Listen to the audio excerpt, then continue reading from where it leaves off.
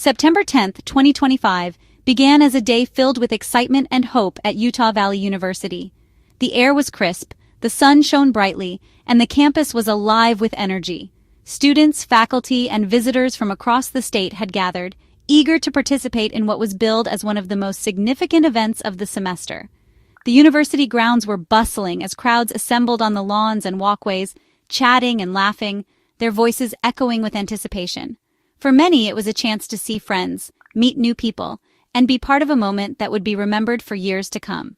The main attraction was a highly anticipated speech by Charlie Kirk, the founder of Turning Point USA. Students lined up early, hoping to get a good spot near the stage, while others gathered in small groups, discussing the issues of the day and the impact of Kirk's visit on campus dialogue. But as Kirk began his address, the atmosphere shifted in an instant. A single sharp sound, unmistakable and jarring, cut through the crowd, silencing the laughter and conversation. In that moment, confusion and fear swept over everyone present.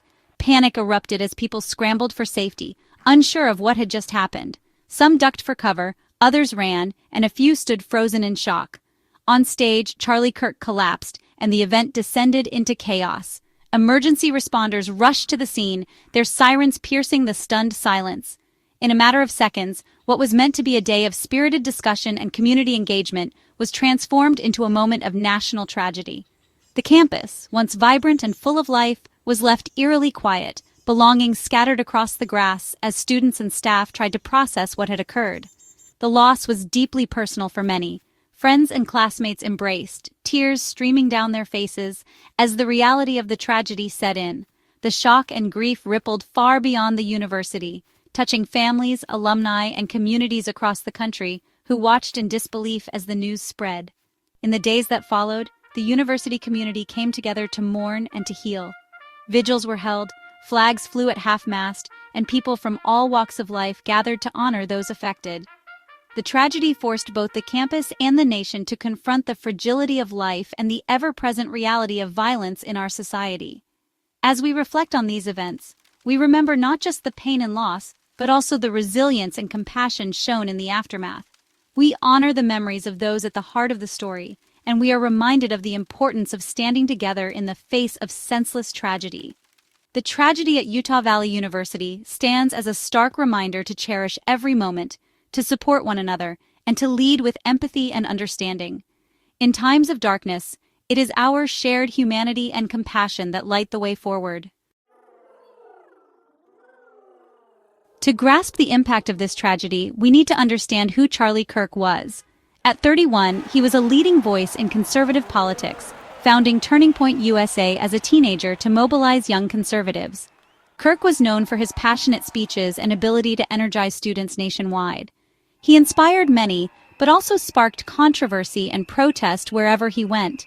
Supporters saw him as a fearless leader. Critics viewed him as divisive. Regardless of politics, he was a son, a friend, and a mentor to many. His sudden, violent death is a profound loss for his loved ones and for public discourse. Behind every headline, there's a real person whose absence is deeply felt. Imagine standing shoulder to shoulder with hundreds of others, the air buzzing with anticipation as you listen to a speaker whose words seem to unite everyone around you. The sun is shining, laughter and conversation ripple through the crowd, and for a moment, it feels like nothing could go wrong. The sense of community is palpable, and you feel safe, surrounded by friends, classmates, and strangers who all share a common purpose. But then, in a split second, everything changes. A sudden, jarring noise slices through the air and chaos erupts in an instant. People gasp, some scream, and confusion spreads like wildfire. The energy shifts from excitement to terror, and the crowd's unity dissolves into panic. On stage, Charlie Kirk, who had been speaking passionately for nearly 20 minutes, suddenly collapses. A loud crack echoes across the venue, and for a heartbeat, time seems to freeze. People stare in disbelief, unable to process what just happened. Then panic sweeps the venue. People scramble for safety, some ducking behind barriers, others running in every direction. The sense of togetherness is instantly replaced by fear and confusion, as everyone tries to make sense of the chaos. Security personnel and emergency responders rush to the scene, weaving through the frightened crowd.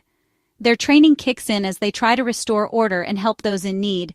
but the damage has already been done. The shock is written on every face, and the reality of the situation begins to sink in. Official reports soon confirm the unthinkable. A shot was fired from a nearby building, targeting the stage. Kirk is rushed to the hospital on a stretcher, surrounded by flashing lights and frantic voices. But despite the best efforts of medical teams, he does not survive. The news spreads quickly, leaving a trail of heartbreak in its wake.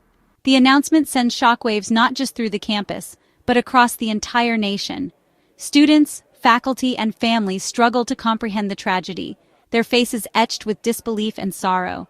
Social media explodes with messages of grief and support, as the world tries to come to terms with what has happened.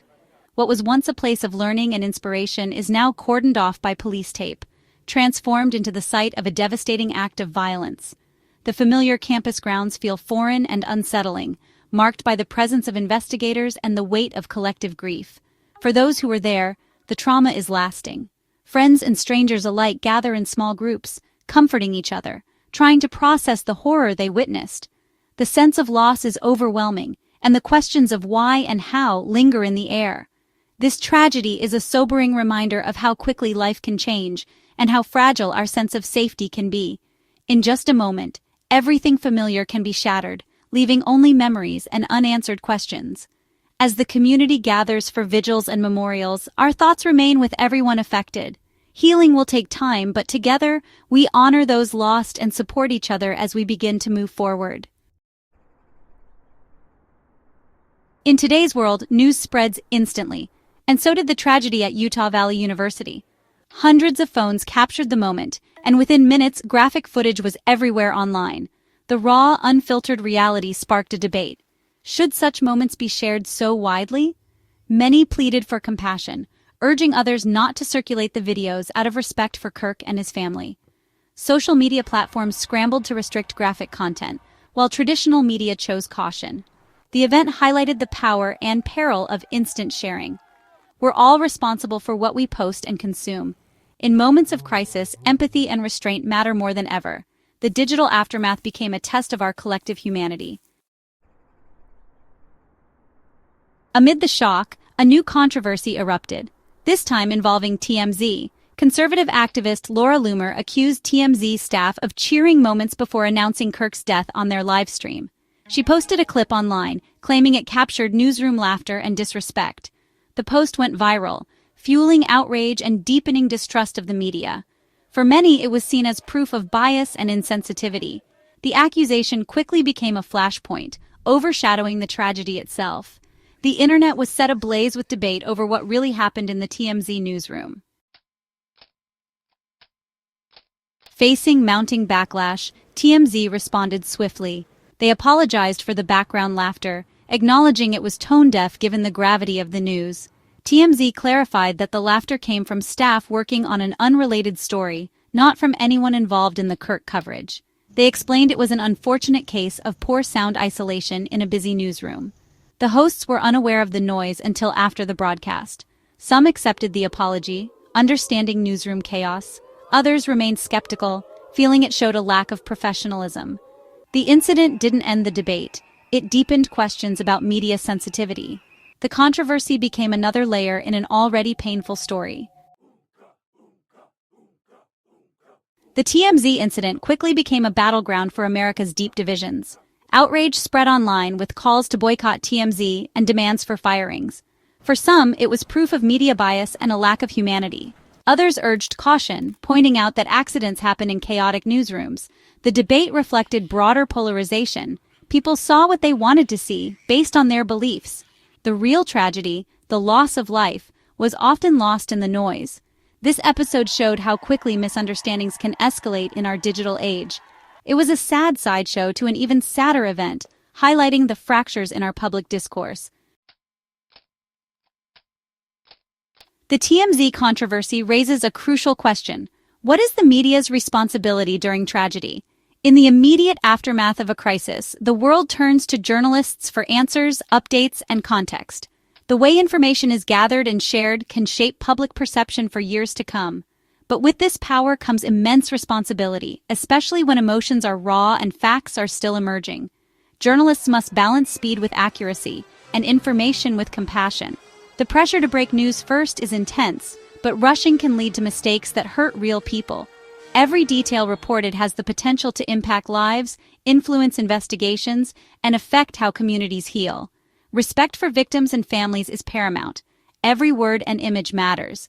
Reporters must consider the privacy and dignity of those affected, ensuring that coverage does not add to their pain. Sensationalism may attract viewers, but it can also deepen wounds and prolong suffering. The debate over sharing graphic footage is a reminder that not all news needs to be shown.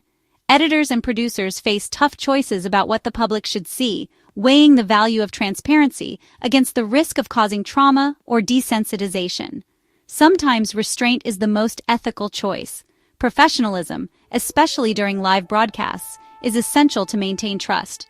Viewers rely on journalists to remain calm, clear, and sensitive, even when reporting on the most difficult stories. A single misstep can erode credibility and damage the relationship between the media and the public. The incident is a lesson for all newsrooms. Control your environment and honor the gravity of the moment. Preparation, clear communication, and ethical guidelines are crucial to prevent mistakes and ensure respectful coverage. Newsrooms must constantly reflect on their practices and learn from past errors. The media shapes how we process tragedy. Their role is to inform without causing more harm. Responsible reporting can help communities come together, understand what happened, and begin to heal. Irresponsible coverage, on the other hand, can sow confusion, fear, and mistrust. This event sparked a necessary conversation about ethics and empathy in reporting. Journalists, editors, and audiences alike are re-examining what it means to cover tragedy with care. These discussions are vital for building a more compassionate and trustworthy media landscape. In moments of crisis, we need the media to be at its best, thoughtful, accurate, and humane. The choices made in newsrooms today will shape how future generations understand and respond to tragedy. The responsibility is great, but so is the opportunity to make a positive difference. The tragedy and its aftermath offer powerful lessons for us all. First, political violence has a devastating human cost. No disagreement justifies such loss. Second, our relationship with media and technology demands mindfulness and empathy. We must think critically, seek multiple sources, and lead with compassion before sharing or judging. For news organizations, sensitivity and professionalism are non-negotiable, especially in crisis. Trust is fragile and must be earned through responsible reporting. Most importantly, this moment calls for more kindness and respect in public life. Let's honor those lost by striving for a more civil, compassionate world.